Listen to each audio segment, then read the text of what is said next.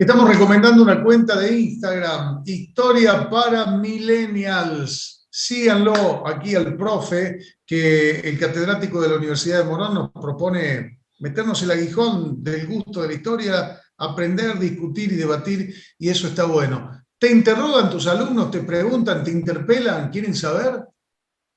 Por supuesto. Hay una cuestión que es que uno, bueno, tengo mis años en docencia, aunque no lo parezca.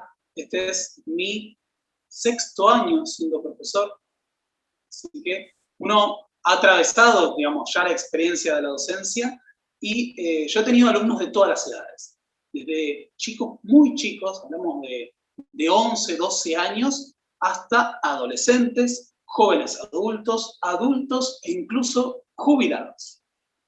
He dado clases en cursos universitarios para jubilados que quieren seguir aprendiendo y que toman cursos de historia que ofrece PAMI.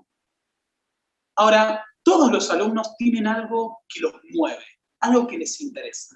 Por ejemplo, los más chicos me hacen preguntas que tienen que ver con cómo nosotros vemos el surgimiento de los seres humanos, las primeras sociedades, el mundo antiguo, el mundo medieval. Les interesa mucho, por ejemplo, cuando uno les habla de la vida cotidiana de otras sociedades. Por ejemplo, el otro día estaba explicando a mis alumnos de segundo del secundario, ¿no? Pensemos.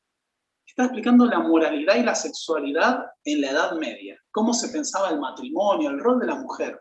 Y a vos te sorprendería cuántos se enganchan cuando de repente se dan cuenta de que estamos hablando de personas que tenían otra forma de ver el mundo absolutamente distinta, pero en la que a veces encontramos algunas cercanías. Por ejemplo, esta idea de pensar la virginidad femenina como algo sagrado y demás. Y se terminan enganchando un montón.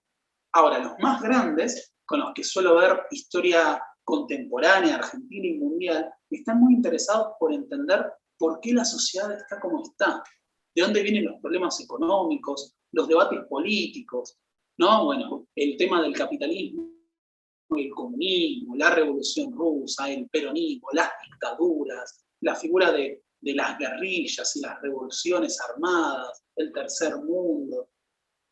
Surge mucho esto. Y con mis alumnos jubilados me ha pasado mucho de buscar, ¿no? De que quieran buscar y entender si las lecturas que les habían dado de la historia cuando ellos hicieron el primario, el secundario, a veces incompletos, a veces en tiempos de censura, si eran tan así, entre comillas, como se les habían enseñado. ¿Aprendés de tus alumnos, Pablo? Muchísimo, de todos. Desde cómo mejorar a ser docente yo mismo, hasta incluso sus experiencias. Me ha pasado mucho, bueno, primero por cómo les llega a ellos la historia, ¿no? Con los más chicos. Pero con mis alumnos adultos, mayores, me he encontrado una experiencia maravillosa que es el hecho de estar hablando con personas que experimentaron mucho de lo que yo suelo abordar desde lo conceptual y lo teórico. De lo que habían sido sus vivencias, por ejemplo, de acontecimientos de la historia argentina.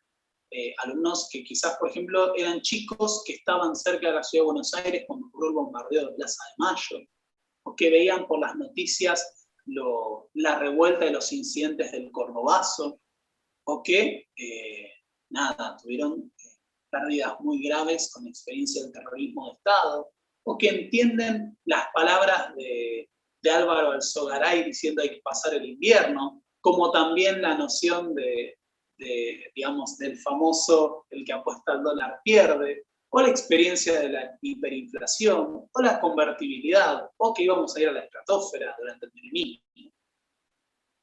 Totalmente, me quedé pensando y hace poco me hizo impacto ese hecho de la historia. Hablamos del bombardeo de Plaza de Mayo como un hecho que está en el libro de historia. Por ahí pensaba, yo pasé por Plaza de Mayo, bombardeamos una plaza, Pablo. Ayer fue esto. No solo una plaza, bombardearon la ciudad, la capital. Te voy a contar algo, Cristian, que es que cuando se produjo el bombardeo de Plaza de Mayo, no existía un episodio similar en la historia de la humanidad, de que las propias Fuerzas Armadas bombardearan la capital de su país para deponer a un presidente. Es un hecho que no tenía antecedentes. Después, bueno, ocurrió algo similar con el golpe de Pinochet y el bombardeo a la Casa de la Moneda en el 73. Pero el bombardeo de Plaza de Mayo no tenía antecedentes en la historia humana. Un episodio singular.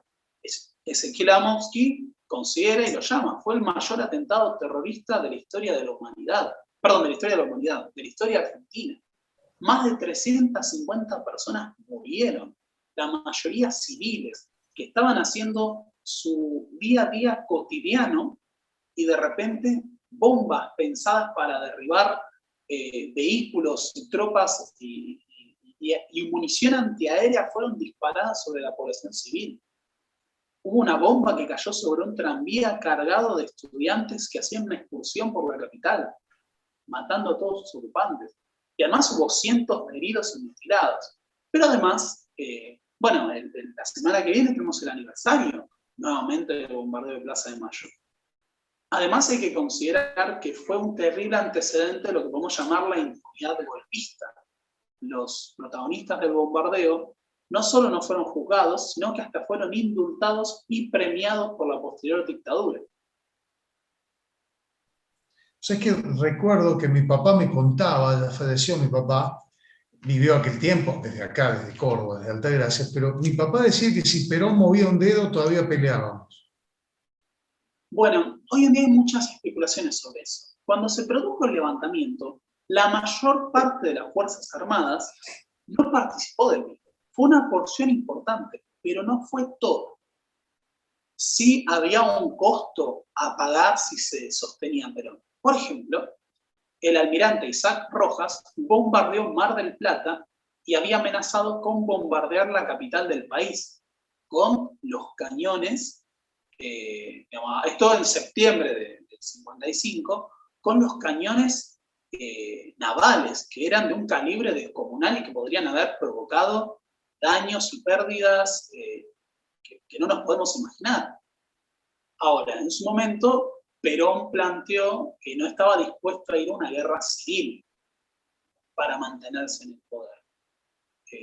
Pero podría haber ordenado tranquilamente un enfrentamiento y eso podría haber derivado en una escalada de violencia. Eso no quiere decir que el hecho de que Perón haya resignado el gobierno no haya provocado una escalada de violencia. Bueno, también ayer se cumplió, fíjate, ¿no? ¿Qué presente es la historia? Ayer fue el aniversario de los fusilamientos de José León Suárez, esa masacre que explica y que aborda Rodolfo Walsh en Operación Masacre. Quizás ubicás el libro o la película, pero fueron una serie de fusilamientos clandestinos a civiles en el marco de la dictadura de Pedro Eugenio Aramburu. Y que lo convierten a Rodolfo Walsh en un activista. Él era un periodista y a partir de una frase, hay alguien que vive, él no podía creer que a partir de ese alguien que vive va y reconstruye esa historia tremenda, ¿no? Tremenda, tremenda. Efectivamente. Fíjate qué presente que está la historia, que uno puede pasar los días de la semana y va a encontrar que algo ocurrió en ese mismo día en algún momento del siglo pasado o de los últimos años. Fíjate esto, ¿no? Hoy es el aniversario de la creación de la Comandancia Política y Militar de las Islas Malvinas. Exactamente. Sí, hoy se conmemora la afirmación de los derechos argentinos sobre Malvinas. Le contamos a la gente que este programa está siendo grabado el jueves pasado. Ustedes lo están viendo el martes, pero el jueves pasado se conmemora este hecho de la reafirmación de los derechos de Malvinas. No olvidé ese detalle. No, pero es un detalle que no lo tenés que saber vos porque vos sos el que sabe. Lo que tenemos que saber esto somos nosotros, que somos los que grabamos. Sigan la cuenta Historia para Millennials, por favor, del licenciado Pablo Borda, un joven profesor apasionado de la historia que nos encanta cómo nos la cuenta, y te queremos agradecer la gentileza que siempre tenés con nosotros desde Córdoba para brindarnos este conocimiento apasionante, Pablo. No, yo les quiero agradecer a ustedes por la invitación. Para mí es un gusto poder exponer y hablar de lo que es la pasión de mi vida. Así que de por sí el agradecimiento es mío por ofrecerme este espacio. Y síganlo en Instagram, historias para millennials. Historia para millennials. Bien. Y también en YouTube me pueden encontrar. Y también en YouTube. Primer Millennial en Millennial, primero con doble L y después con una L. Pablo, querido, un abrazo grande. Muchísimas gracias. Yo también te mando un gran abrazo desde el conurbano bonaerense. Señoras y señores, la historia, siempre la historia.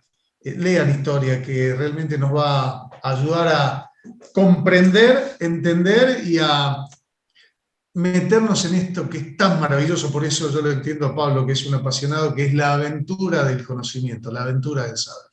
Volvemos la semana que viene. Muchas gracias.